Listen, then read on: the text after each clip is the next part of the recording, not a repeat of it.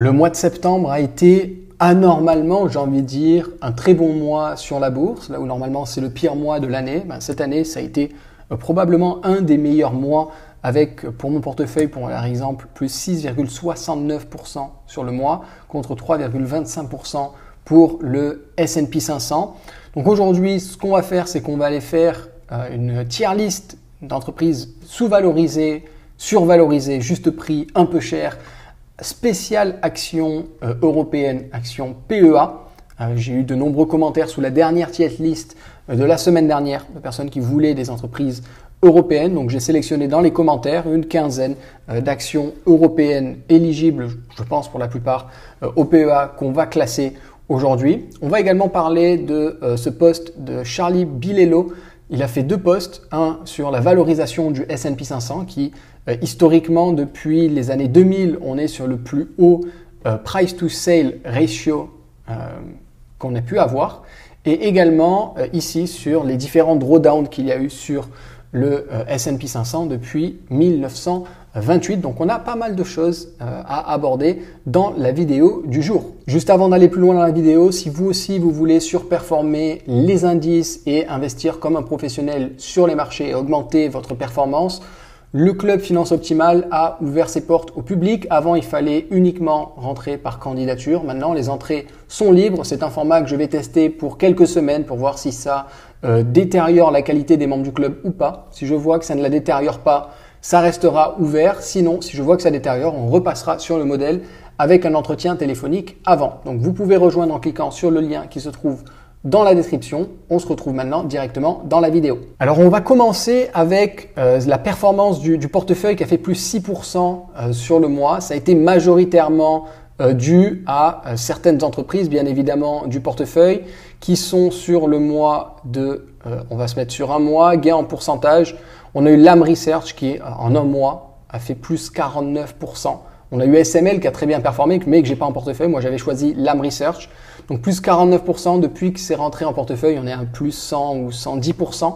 On a également eu Alibaba qui a fait plus 40%, Fortinet plus 12%, Landbridge plus 8%, Napco plus 7%, Google plus 6%, Brookfield plus 5%, Novo Nordisk plus 4%. Et puis après le reste, Antasport 0%, Amazon moins 3%, Booking moins 3% et Evolution AB moins 3%. Donc, ça a été vraiment un très bon mois, surtout pour des boîtes comme Lam Research ou Alibaba qui ont complètement explosé, ce qui pourrait nous faire demander où en sont les marchés. Est-ce que ça ne commencerait pas à devenir trop cher? On a par exemple là le S&P 500 qui commence à être sur un price to sale ratio à 3,33.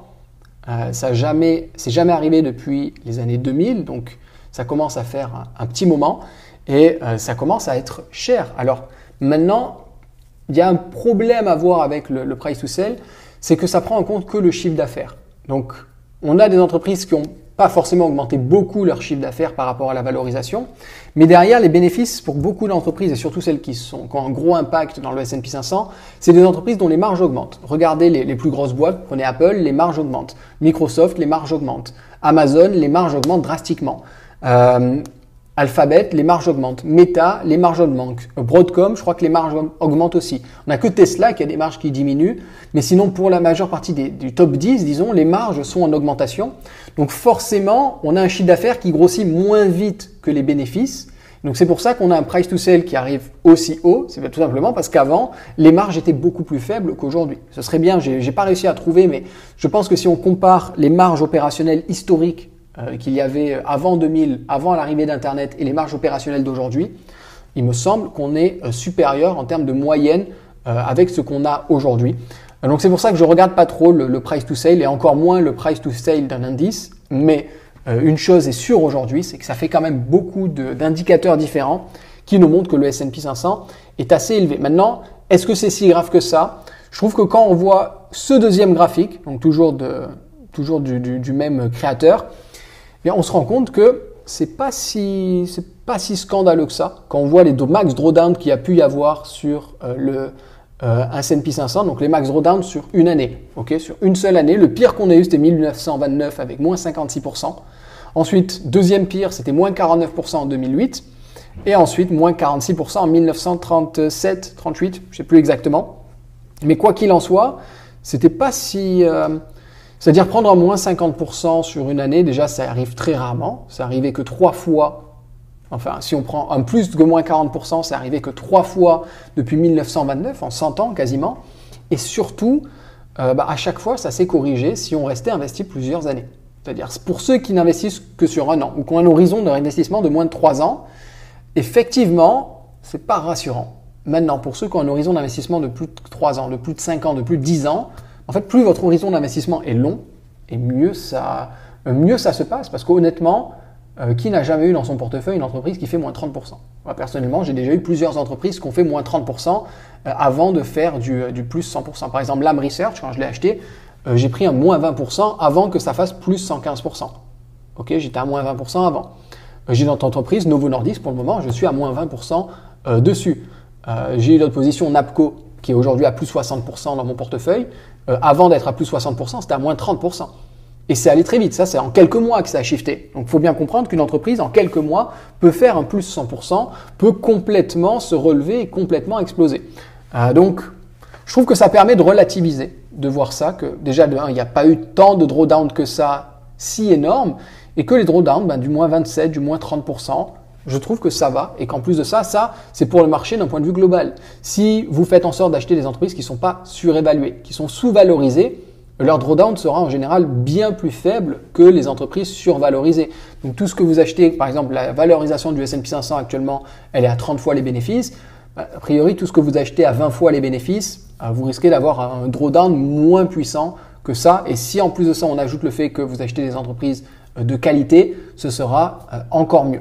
Donc, c'est tout pour cette petite aparté sur ces deux graphes qu'on peut voir, parce que je trouve qu'ils sont globalement assez rassurants, surtout quand on a une vision assez long terme, qu'on peut voir que finalement, pas si terrible que ça, et surtout on voit en dessous que globalement, le marché a fait plus 10% par an depuis 1928. Donc, globalement, en moyenne, on est gagnant, surtout quand on investit sur du long terme. Passons maintenant à ce pourquoi vous êtes là, je suppose, notre fameuse tier list spéciale action européenne.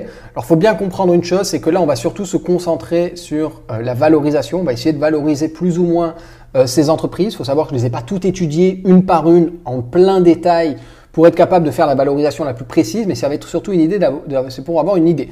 La majeure partie des entreprises dont on va parler aujourd'hui, c'est parce que vous les avez proposées en commentaire dans le dernier épisode. Donc, pour cet épisode, pareil, vous pouvez proposer d'autres entreprises en commentaire. Je les sélectionnerai pour un prochain épisode de tier list de valorisation. Et deuxième chose importante à comprendre, c'est pas parce qu'elles apparaissent dans le tableau qu'il faut absolument les acheter ou qu'elles sont vraiment absolument à éviter. Et parfois, il y en a même certaines qui, je trouve, sont des qualités vraiment médiocres et que pour rien au monde, je les aurai en portefeuille. D'ailleurs, là, dans toute la liste qu'il y a ici, je pense qu'il y a même pas il y a à peine une ou deux entreprises qui pourraient un jour être dans mon portefeuille en tant qu'entreprise européenne. Donc, je préfère mettre un disclaimer. Là, il n'y a aucune de ces boîtes qui sont des boîtes que j'aurai en portefeuille ou qui sont des boîtes dans lesquelles j'investirai mon argent personnellement. Maintenant, après, vous faites absolument ce que vous voulez. On va essayer de les valoriser. Je vais essayer d'être le plus objectif possible sur la valorisation. Donc, la première, c'est InPost. InPost qu'on voit de plus en plus parce qu'ils ont tout simplement été très bien développés au cours des dernières années. On a une très belle croissance, plus de 40% de croissance sur les 5 dernières années du JTA, 50% sur les 10 dernières années par an. La croissance future est estimée à 21% et quasiment 30% pour les EPS. On a une rentabilité qui est en croissance, donc c'est bien. On a des marges qui sont pas très stables, elles sont légèrement en baisse par rapport à il y a 5 ans, donc ça c'est pas terrible. Mais on a une boîte qui a bien progressé et surtout sur un an, elle a perdu 35%. Donc on est en train de se dire, est-ce qu'elle ne serait pas survalorisée ou sous-évaluée? Donc on va aller regarder un petit peu les ratios. On va regarder avec le price sur free cash flow. On peut voir que si on se met sur le maximum, donc ça va jusqu'à 2012, on a une médiane à moins 1, un average à moins 100, c'est parce qu'on a eu 2019 moins 1400, donc ça vient détruire tout. Donc si on se met sur 5 ans, on va essayer d'aller à partir de 2020, on aurait une médiane plutôt à 52, une moyenne à 82, ça reste très élevé, on est actuellement à 16, 16 ça commence à être pas mal. 16, ça commence à être pas mal, surtout pour une boîte qui pourrait potentiellement grossir de 30% par an. Alors là, l'idée, c'est pas de savoir si elle a un avantage compétitif ou pas. Je vais passer là-dessus. Moi, je pense qu'elle n'a pas vraiment d'avantage compétitif, mais ça reste intéressant de voir la valorisation pour ceux qui sont convaincus qu'elle ait un avantage compétitif. Donc si pour les 5 prochaines années, on va estimer un price sur free cash flow, donc on est à 16, pour une boîte qui grossit de 20% par an, on peut se mettre à 20 en price sur free cash flow, je trouve que c'est pas aberrant. Après, on peut mettre le fait que ce soit européen, donc rester aux alentours de 15, mais on va commencer à 20 juste pour voir. Ensuite, on ne va pas mettre de rachat d'actions, on va tous faire avec la croissance. Ils estiment 30%. On va dire que 30%, admettons, c'est un petit peu abusé, surtout que les marges elles sont en train de baisser. Donc, on va mettre plutôt 20% de croissance. Ok, on va prendre un peu plus de pincettes, on va mettre 20% de croissance. Quel a été le free cash flow, le dernier free cash flow qu'on a eu pour la boîte? Il est à 1440, donc 1,440 milliard. Donc, si on fait ça, alors on est coté, on va voir les résultats. Donc, ok, on est en Polish zloty, donc 1 milliard. Ça nous fait, il faut faire la conversion de devise. Donc, on est à 1,440 milliard PLN to euro. Faut faire gaffe avec les outils de valorisation. Faut généralement faire la conversion. Donc, ça fait 338 millions d'euros. 338 millions d'euros. Ça nous fait du 25% par an en achetant à ce prix-là. En achetant au prix de 11 euros. Ce qui n'est pas dégueulasse du tout. C'est pas dégueulasse du tout si on va sur un multiple à 20. Multiple à 20, on a dit ça reste quand même un peu élevé. On va se mettre plutôt à 15. Et ici, voyons, pour faire du 13%, ça veut dire multiple de 15, faire du 15% par an. Ça a l'air plus ou moins faisable.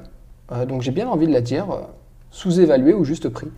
In post, pour le coup, j'ai bien envie de dire que ça me semble être... me semble qu'il y a quelque chose de possible à faire. Donc, est-ce que ça va le faire? Je ne sais pas. Comme je l'ai dit, je n'ai pas investi dans cette entreprise, je ne possède aucune part de cette entreprise, ni rien du tout, et je ne compte pas investir dedans. Mais, il y a potentiellement quelque chose à aller chercher dessus. On va passer à la suivante, qui est Pernod Ricard. Pernod Ricard. Donc Pernod Ricard, qu'est-ce que ça va donner en termes de valorisation? On a un PER de 13 actuellement, un price sur free cash flow de 48. Voyons ce que ça donne en termes de PER historique. Si on se met sur le max qu'on puisse avoir, ça va jusqu'à 2002. La médiane à 19, la moyenne à 23. Ça a, je pense, bien été aidé par 2020 qui était à 111. Mais sinon, ouais, globalement... 19, 23, voilà la croissance qu'on a, 8% de croissance estimée. C'est une entreprise qui a grossi à moins de 10% par an les bénéfices. Donc, ce n'est pas une entreprise qui est justifiée de payer un premium. C'est le genre d'entreprise, ça, 3% de croissance par an sur les 10 dernières années.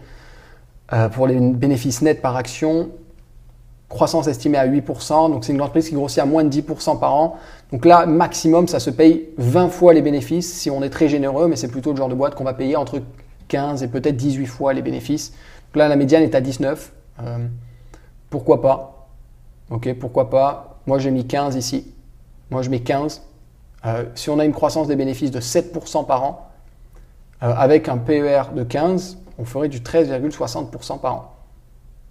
Maintenant, 7%, il y a 8 quand ils sont estimés. Donc le 7% me semble réalisable, le 6% aussi. Donc, honnêtement, je trouve que la valorisation est bien. Je trouve qu'on est sous-valorisé. Pour Pernod Ricard, je la mets en sous-évalué. Je pense qu'on est mieux qu'au juste prix. C'est-à-dire, juste prix, en général, c'est juste, quoi. C'est parfait. Là, on est, à mon avis, pas trop cher pour la boîte, donc c'est pas scandaleux. FDJ, qu'est-ce que ça va donner pour la FDJ? Ça doit être celle-là, la Française des Jeux. Alors ça, c'est celle qui est cotée au Nasdaq. Ça doit être celle-là. Celle qui est cotée à Paris. On va aller regarder ça.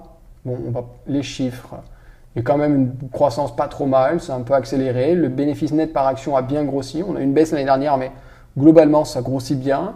Estimation à plus de 10%, c'est pas trop mal. On va voir les ratios.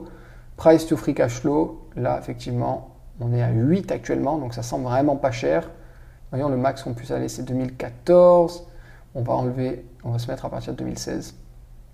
2016, la médiane à 18, la moyenne à 17. Pareil, une boîte qui grossit à 10% par an, surtout en Europe, ça se paye entre 15 et 20 fois les bénéfices maximum. Donc là, qu'est-ce que j'ai mis? J'ai mis 12 fois le free cash flow. Parce qu'étant donné qu'on est très bas actuellement, il ne faudrait pas aller chercher une expansion du free cash flow trop énorme. Donc 12 fois, ça me semble bien. 7% par an de croissance, ça me semble atteignable aussi. Okay, ce serait plus ou moins la croissance du chiffre d'affaires. Donc ça me semble possible. Est-ce que c'est une boîte qui augmente ses marges? Oui, les marges augmentent très légèrement, donc ça me semble possible. Là, encore une fois, pour la FDJ, moi j'aurais tendance à dire qu'on est plutôt assez sous-évalué. Je ne sais pas ce que vous en pensez, mais moi je trouve que la boîte a un bon potentiel et elle est assez sous-évaluée. Alors quand je dis un bon potentiel, c'est en termes de valorisation. En termes de chiffres, de qualité du business, etc., peut-être pas forcément là où j'irai investir, mais en termes de valorisation, si on est là juste pour la valorisation, ça semble pas dégueulasse. Alors maintenant, Dassault Systèmes. Dassault Systèmes, elle est revenue aussi pas mal dans les Dassault Systèmes. Voilà, c'est celle-là. Elle est revenue pas mal dans ce que je recherchais, dans les commentaires de ma dernière vidéo. 6% de croissance de prévu, 14% de croissance des bénéfices nets. Les bénéfices nets par action ont une très belle évolution, plus de 12% par an sur les 10 dernières années, donc c'est vraiment pas mal, on aime bien voir ça. On va aller regarder ce que ça donne en termes de free cash flow. Qu'est-ce qu'on a d'autre? La dette, peut pas trop endettée, les marges, elles sont en croissance, donc ça c'est bien. La rentabilité, bon la rentabilité est un petit peu faible, elle a baissé par rapport à il y a 10 ans, mais bien augmenté par rapport à il y a 5 ans. ROCE pareil, ça n'a pas bougé, mais ça a légèrement augmenté. Qu'est-ce que ça donne en termes de free cash flow? C'est une boîte qui fait du bon free cash flow, elle a une bonne conversion du cash. Price sur free cash flow à 25 actuellement. 25, honnêtement, c'est un peu cher pour une boîte qui grossit à 14% par an, 12% historiquement. Ça veut dire que si on paye ça 25 fois les bénéfices pour une boîte européenne, c'est qu'on estime qu'ils vont potentiellement pouvoir faire mieux que 14% par an et qu'ils risquent peut-être de faire plutôt 15 ou 16% par an de croissance des bénéfices par action. On va voir si on se met sur le maximum, donc on remonte à 1997, la médiane est à 30, la moyenne est à 32. Donc c'est toujours une boîte qui s'est globalement payée un peu cher. Ça s'est payé beaucoup moins cher en 2002 et également en 2006 jusqu'à 2012. Ça se payait en dessous de 20 fois les bénéfices. Là, on redescend à 25 fois, donc on est un petit peu en dessous de la médiane. Donc ça peut sembler pas trop mal. La médiane est à 28 si on se met sur 20 ans. Donc ça peut, pourquoi pas, faire quelque chose. Je l'ai laissé à 25 ici, parce que je trouve que mettre plus de 25 pour une boîte qui grossirait de 14% par an, ça peut me sembler être un peu élevé, surtout pour une boîte européenne. Sur une boîte américaine, en fonction du business, le premium peut se payer, mais ici, pour une boîte européenne, je trouve que c'est un petit peu trop. Donc on se met à 25, on fait du 10% par an de croissance du free cash flow. Ça nous ferait du 10%, 9,87 en comptant le dividende, 9,25 sans compter le dividende. Maintenant, si elle grossit à 14% par an comme c'est prévu, ça nous ferait du 13,86%. Moi, je trouve qu'il faut prendre une petite marge de sécurité. Disons qu'elle grossira que de 11 ou 12%, ça fait du 10. Je la mets au juste prix. C'est-à-dire elle est quasiment sous-évaluée, elle n'est pas loin d'être sous-évaluée. Je la mets au juste prix maintenant. Quelqu'un qui connaît parfaitement le business de Dassault Systèmes et qui pense qu'elle va être capable de faire son 14% par an de croissance des bénéfices nets par action, alors elle pourrait être en sous-évaluée. Mais moi, je préfère la mettre au juste prix. On passe maintenant à Euronext. Euronext, qui est pas trop mal comme boîte. C'est pas dégueulasse. On a une belle croissance. C'est globalement assez stable. Et surtout, ça a un mot où ça ne va pas disparaître. C'est la bourse de Paris. Je crois que c'est la bourse aussi des Pays-Bas qui est sur Euronext. Donc, c'est pas mal. 6% d'estimation pour le chiffre d'affaires, 11% pour les bénéfices nets. Voyons ce qu'on va avoir en termes de ratio. On a un price sur free cash flow à 17,52 actuellement. Si on va au maximum, c'est jusqu'en 2002. On est descendu à 5. La médiane est à 14. Donc là, on est à 17. Médiane à 14. On va voir ce que ça va donner. Valorisation. Si on estime une croissance de 10%, c'est 11% qui est prévu. Pourquoi pas faire 10%? 15 de PER, donc de price sur free cash flow. Ça nous donnerait 10,8, 9,25 sans le dividende et avec le dividende 10,8. Maintenant, si on fait du 11, on met 11, ça nous ferait toujours du 11,78. C'est pas dégueulasse, c'est un peu cher. Enfin, c'est pas un peu cher, c'est juste que il n'y a pas suffisamment de marge de sécurité. Je la mets en juste prix. C'est-à-dire qu'elle n'est pas trop chère, elle n'est pas peu chère, mais elle n'est pas trop chère non plus, donc ça va. Alors ce logo, si je dis pas de bêtises, je crois que c'est Deutsche Börse. Alors comment ça s'écrit? C'est ici, Deutsche Börse. Voyons ce que ça va nous donner. Alors, on a une boîte qui a une note qui est convenable, une belle croissance du chiffre d'affaires. En revanche, les estimations pour le futur sont très très basses. Il faudrait essayer de creuser ça. Si c'est une autre boîte qui vous intéresse, il faudrait aller creuser ça. Les EPS ont très bien augmenté, plus de 12% par an sur les 10 dernières années. Ça, on aime voir. 7% d'estimation de croissance pour le futur. Ça, c'est un peu moins bon. Net income, hop, free cash flow. Donc, c'est surtout, ouais, on va regarder les ratios de valorisation. On va avoir actuellement un price sur free cash flow qui va être à un peu plus de 19. Ok. Voyons, on va regarder le PER, comment lui, il a évolué. Là, on est à 20 fois. C'est très volatile en termes de valorisation. La médiane est à 20, la moyenne est à 18. Pour une boîte qui grossirait à 7% par an, c'est vrai qu'on n'irait pas au-dessus de 18. 20, c'est vraiment un premium parce qu'on estime qu'elle grossira plus que 7% par an. Mais si elle grossit de 7% comme c'est prévu, ça fait un peu léger, quoi. Donc on va le laisser à 18. Estimation à 7, ça fait du 5,8 de CAGR. Donc c'est pas terrible. C'est un petit peu léger. Donc vu que ça c'est un petit peu léger, voyons ce qu'il faudrait. Si ça nous fait du 12%, comme ce qu'elle a fait historiquement, ça nous fait du 10,50. Donc même si ça nous fait la performance historique et qu'ici on remonte à 20, ça nous la met pile poil au juste prix pour acheter. Donc ça laisse très peu de marge de sécurité. Donc on va le laisser à 7, je la mets en un peu cher. C'est-à-dire surévalué, pour bien comprendre le tableau, surévalué c'est que c'est tellement cher qu'il vaut mieux vendre aujourd'hui. Un peu cher, c'est que c'est un peu cher. Après, il y a certaines boîtes qu'on pourrait mettre en surévalué qui sont peut-être pas forcément à vendre si vous les avez en portefeuille, mais qu'il faut absolument pas toucher. Là, Deutsche Börse, c'est un peu cher. Moi, je ne toucherai pas à ces prix-là. Je ne renforcerai pas si je l'avais en portefeuille et je ne rentrerai pas si je ne l'avais pas en portefeuille. LVMH, voyons ce que ça donne. LVMH, ça a bien baissé. Ça avait bien baissé depuis un petit moment. Hein. On a eu une période un peu compliquée. Chiffre d'affaires qui a grossi 10% par an. Bénéfice net par action de 15% par an. Là, on a une estimation à plus 5% et à 8% jusqu'à 2029 de croissance. Ce n'est pas exceptionnel, mais ça va. Les marges, elles sont en croissance, donc ça c'est bien. La rentabilité, légèrement en croissance, c'est pas mal. Le ROIC est un peu faible, mais le ROCE couvre, donc ça va. Voyons, les CAPEX, c'est convenable. Voyons les ratios. On a un price sur free cash flow de 19 à l'heure actuelle, ce qui est vraiment pas cher. Ce qui est pas cher pour cette boîte, parce que si on se met sur 30 ans, on va enlever 2001, on va se prendre à partir de 2002. La médiane est à 24, la moyenne est à 23. Pour une boîte dans le luxe, ça peut se comprendre que ça se paye un peu plus, que ça se paye un peu cher, surtout que c'est des boîtes qui sont à l'international. Maintenant, pour l'estimation de croissance, pareil, si on estime que ça va être 8%, c'est vrai que payer ça 20 fois les bénéfices, c'est un peu cher. 19 fois, 18 fois, ça semble plus ou moins normal. Au-delà de 20 fois les bénéfices, si on grossit que de 8%, c'est pas terrible. Maintenant, si on grossit de plus de 10%, ça peut se comprendre. Donc en termes de valorisation, si on estime qu'on aura un PER de 20 et qu'on a une croissance de 7% par an, on ferait du 7,6%. Maintenant, si on a une croissance de 8%, du 8% par an, il faudrait, pour justifier le prix, il faudrait qu'on grossisse de 13% par an et qu'on ait un PER de 20. Donc ça me semble être un petit peu... c'est pas impossible, mais ça me semble être un peu compliqué. Okay, je pense que ça laisse peu de marge de sécurité. Il ne faudrait pas qu'il y ait un problème économique, une grosse récession qui tape ou quelque chose comme ça, surtout dans les pays où elle vend. Donc là, LVMH, je le mets en un petit peu cher. Malheureusement, malgré toute la baisse, je trouve que c'est encore un peu cher à l'heure actuelle.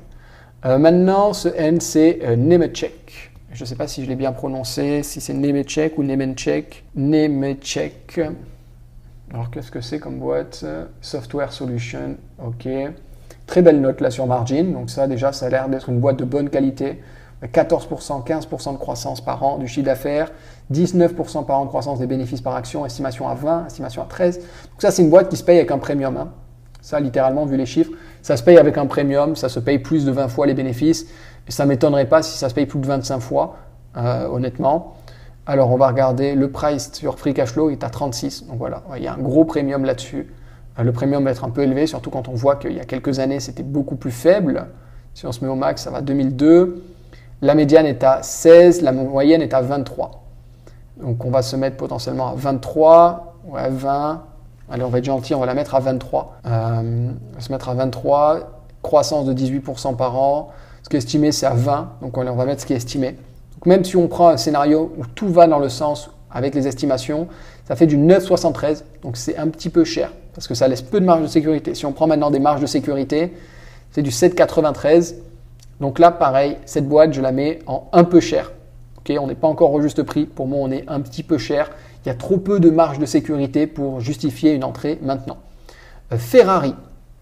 Ferrari, voyons ce que ça donne. Ferrari, note à 73, qui est globalement pas mal. Croissance du chiffre d'affaires qui est pas trop mal. Croissance des bénéfices par action, par contre, qui est excellente, 20% par an.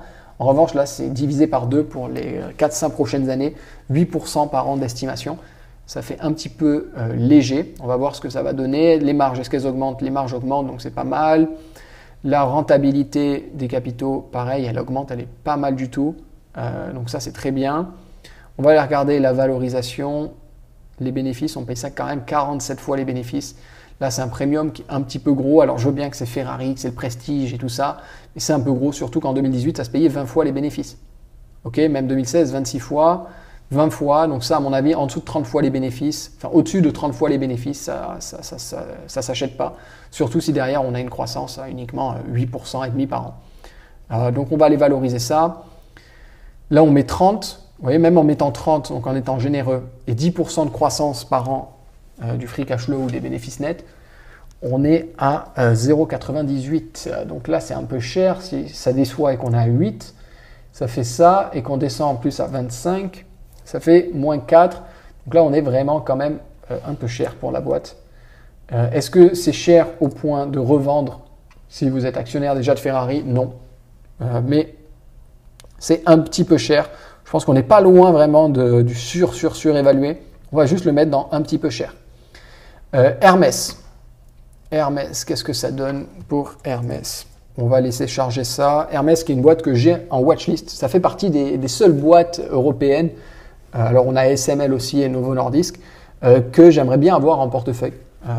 Je ne l'ai pas parce qu'elle est trop chère, hein. Je spoil un petit peu, mais la note est excellente. La croissance, 18% par an de croissance des bénéfices par action, excellent.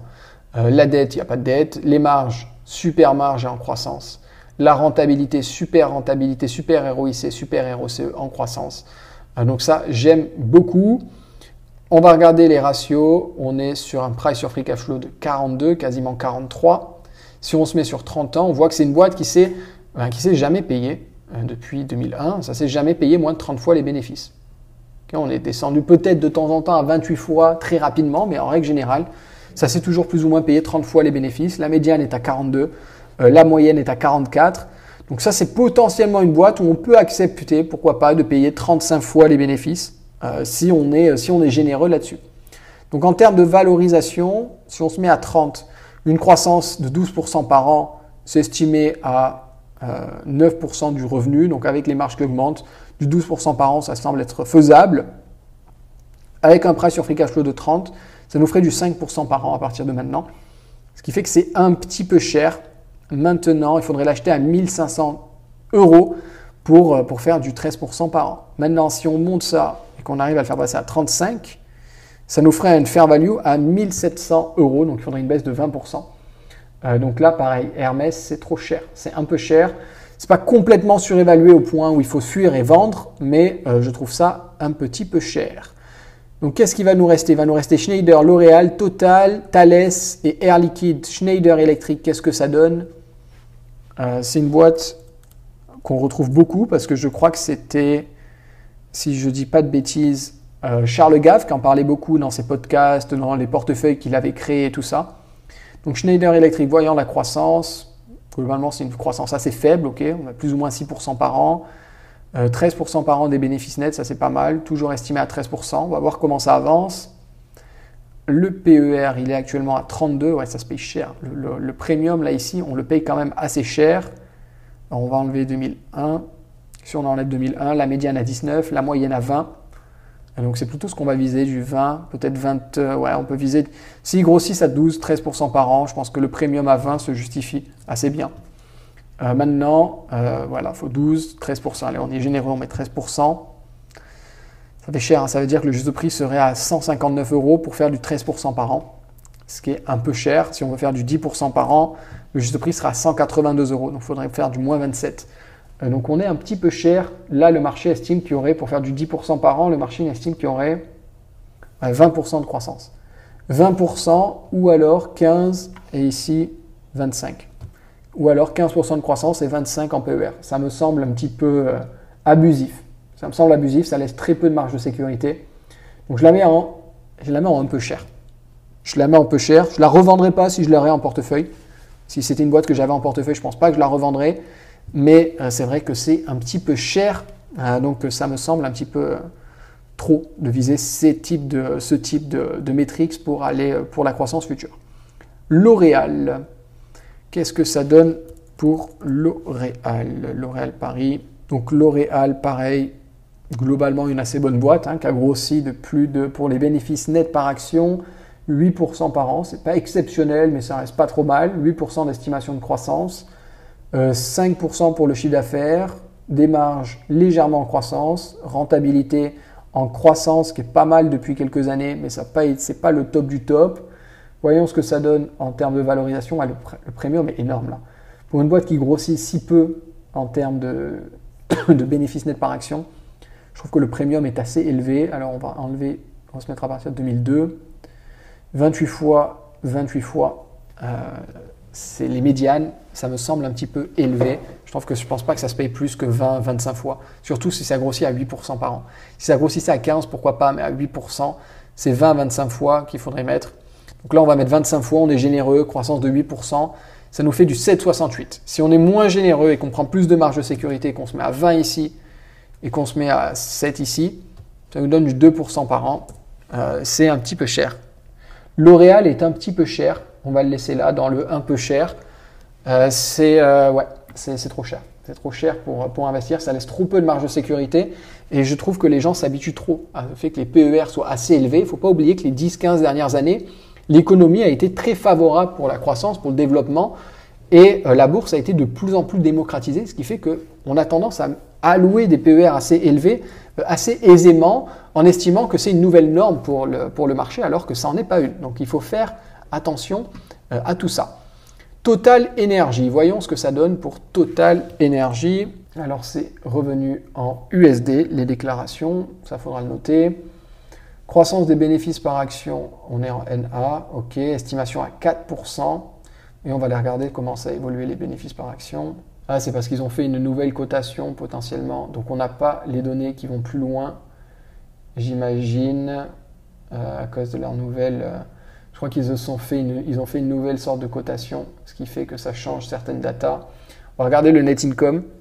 Le net income qui globalement est très cyclique. On voit la cyclicité du business des énergies, du pétrole et tout ça. Donc c'est très très très cyclique. On n'aime pas trop ça. Visiblement, là on est sur le cycle descendant. Donc ça va pouvoir potentiellement commencer à être un bon point d'entrée, surtout si le prix de l'action chute. Donc on va aller valoriser ça. Qu'est-ce qu'on veut voir? Je voulais voir les ratios de valorisation. Donc le PER est à 10 actuellement, le price of free cash flow à 11. Donc un PER de 10, on pourrait dire que 10 en PER c'est pas cher, mais si on regarde sur les 30 dernières années, le PER médian est à 8. La moyenne est à 7, le PER médian est à 8. Donc 10 c'est littéralement un petit peu plus que ce que historiquement ça a fait en termes de valorisation. Donc ça, il faut faire attention à ça. Alors, qu'est-ce que ça nous donne? Si on a un PER de 12, avec 3% de croissance, un dividende qui grossit de 6% par an, ça nous ferait du 9% par an. Si on grossit maintenant à plutôt 5% par an, ça nous fait du 11% par an avec un PER de 12. Si on revient sur un PER plutôt historique à 9-10, ça nous fait du 6% par an. Donc, total, moi, je le mets un petit peu cher. Je sais que c'est très tentant, surtout pour les Français qui aiment le dividende.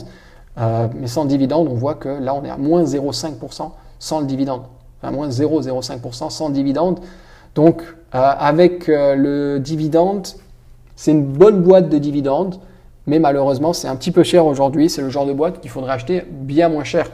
On regarde Total. Si on regarde l'historique, c'est depuis 2008, ça fait du surplace. C'est une boîte qui fait du surplace. Et donc, c'est littéralement le genre de boîte qu'on achète quand on est en bas du cycle. C'est-à-dire quand on est en bas du cycle, c'est en dessous de $50. En dessous de 50 $, ça peut potentiellement être, enfin 50 $ ou 50 €, ça peut être assez intéressant. Au-dessus, je trouve que c'est trop cher. Ça, le T, c'est quoi? C'est Thales, si je ne dis pas de bêtises. Hop, alors Thales, qu'est-ce que ça donne? On va regarder un petit peu l'évolution des chiffres. 4% par an de croissance du chiffre d'affaires, 7% estimé, 7% de croissance des EPS, c'est pas terrible du tout ça. Par contre, 17% estimé pour le futur, on a potentiellement une belle croissance qui est estimée ici, donc ça ne m'étonnerait pas que ça a bien pété en un an. Voilà, ça a pris 60-80% en un an.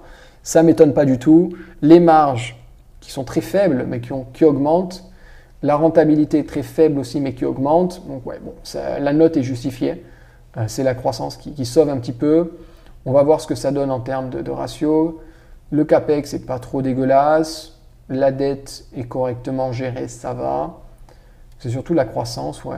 On va regarder, le price sur free cash flow est actuellement à 22. Si on se met sur l'historique, alors on va enlever 2000, on va se mettre à partir de 2005. On est une médiane à 15, à moyenne à 15 également. Donc là, on est à 21, donc c'est un petit peu plus que ce qu'on a l'habitude d'avoir. Donc si on se met à 17 et qu'on a une croissance de 15% par an, ça nous fait du 10% de CAGR, ce qui historiquement est possible. Surtout que si on a du 15% de croissance, ça devrait se payer avec un premium, donc on peut aller chercher un price sur free cash flow à 20. Donc si la croissance est faisable, on est plus ou moins à un juste prix actuellement. Si la croissance est faisable, hein. Si ça là, c'est tenable. Maintenant, est-ce que c'est tenable? Ça, je ne sais pas. Il faut analyser l'entreprise plus en détail. Voyons comment ça a évolué les bénéfices nets par action. On peut voir quand même que c'est très cyclique, ça évolue pas trop à la hausse. On a un CAGR de 4% depuis 2000. On a eu des belles accélérations, ensuite ça refroidit, ça réaccélère bien. Donc là, de par la cyclicité du business, c'est très compliqué à prédire à quel point c'est valorisé. J'ai envie de dire que c'est plus ou moins un juste prix si on arrive à tenir les 17% par an pendant 5 ans. Si on ne les tient pas pendant 5 ans, ça me semble un peu cher à cause de la cyclicité et de la difficulté qu'il y a à prévoir, la croissance de la boîte. Et on va finir avec probablement une des boîtes PEA les plus connues, Air Liquide. Voyons ce que ça nous donne. Air Liquide, qu'est-ce qu'on va avoir? Alors on a une croissance 10%, 6% par an de chiffre d'affaires, 5% des bénéfices par action, c'est très léger. C'est pas normal, enfin c'est pas normal. C'est rare qu'il y ait des boîtes qui surperforment autant avec du seulement 6% par an. Bon, ça n'a pas forcément tout surperformé, mais c'est pas trop mal. Par contre, 10% d'estimation, c'est bien. Des marges légèrement en croissance et plus que 15%, c'est bien. Rentabilité, là la rentabilité est quand même assez faible. C'est très faible en termes de rentabilité, c'est pas terrible. Et c'est beaucoup de CAPEX aussi pour cette boîte qui n'est pas terrible non plus. On va regarder les ratios. On a un PER à 29 fois, donc on paye un sacré premium pour cette boîte. Je crois que c'est parce que vu qu'ils donnent des actions tous les je ne sais pas combien d'années, en fonction du nombre d'actions qu'on a, c'est ça qui fait qu'il y a un premium parce qu'elle est très appréciée. Je sais qu'elle est vraiment très très très appréciée des Français, mais le premium n'est pas justifié par les chiffres. La médiane est à 20, la moyenne est à 21. Pour une boîte qui grossit, voilà, si elle grossit à 10% par an, le PE à 20, ça me semble correct. Donc on va voir, ici on l'estime à 20, croissance de 7% par an, ok, on va enlever les actions en circulation ici, ça nous fait du 1,3% avec dividende, sans dividende, moins 0,59, c'est un peu cher. Le marché pour faire du 10% par an, il estime que ça grossirait à combien? Ouais, c'est ça, il estimerait que ça grossisse à 15% par an et qu'on ait un PER de 22. Donc si vous estimez que la boîte peut grossir de 15% par an et qu'on ait un PER de 22 dans 5 ans, vous allez faire du potentiellement 10% par an. Je la mets, moi, un petit peu cher. Je la mets un peu cher, malheureusement. Ça ne rentre pas dans ce qui pourrait être intéressant. On peut voir qu'il n'y a pas de boîtes qui sont survalorisées au point où il faut revendre. On a des boîtes qui sont un peu chères, mais on n'a rien qui est encore à un niveau de valorisation tellement excessif qu'il faut revendre. Donc c'est vraiment pas mal. Et ça montre aussi que l'Europe, à l'heure actuelle, n'est pas si cher que ça comparé aux États-Unis et que ça peut potentiellement, si vous trouvez des boîtes de bonne qualité là-dedans, peut y avoir des belles opportunités plutôt que d'aller mettre votre argent aux États-Unis, là où il semblerait que ce soit très cher. C'est tout pour cette vidéo. Si vous voulez apprendre à investir en bourse avec une stratégie pour surperformer les indices majeurs mondiaux et rejoindre un club d'investisseurs aguerris, le lien se trouve dans la description. Vous avez tous les détails sur la page. C'est le premier lien de la description. Si la vidéo vous a plu, pensez à mettre un pouce bleu. Dites-moi en commentaire quelles sont les entreprises que vous aimeriez voir dans un prochain classement. Quelles sont les choses que vous auriez vous aussi changé dans ce classement? Je suis très curieux de pouvoir lire vos commentaires là-dessus. Et pensez à vous abonner en activant la petite cloche pour ne rien rater des prochains épisodes. On se dit à très vite pour un prochain épisode. Ciao, ciao!